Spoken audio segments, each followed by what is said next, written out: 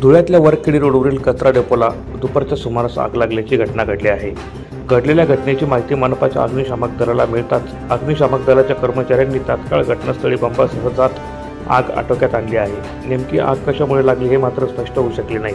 वरखेडी रोडवरील कचरा डेपोला नेहमीच आग लागल्याच्या घटना घडत असतात। अनेक वेळा वरखेडी रोडवरील कचरा मोठ्या प्रमाणात जळून खाक देखील झाला आहे। मात्र या आगीच्या घटना कशामुळे होतात हे मात्र अद्यापपर्यंत स्पष्ट झाले नाही।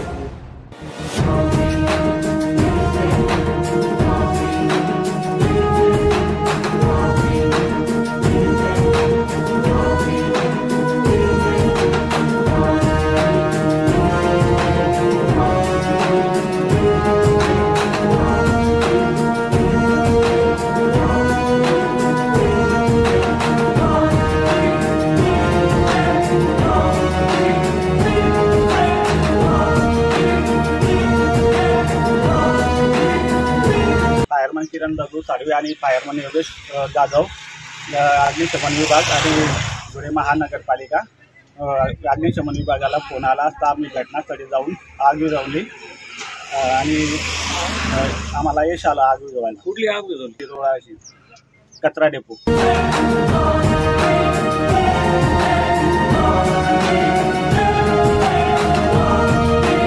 प्रतिनिधी सुनील निकम, माझा महाराष्ट्र न्यूज, धुळे।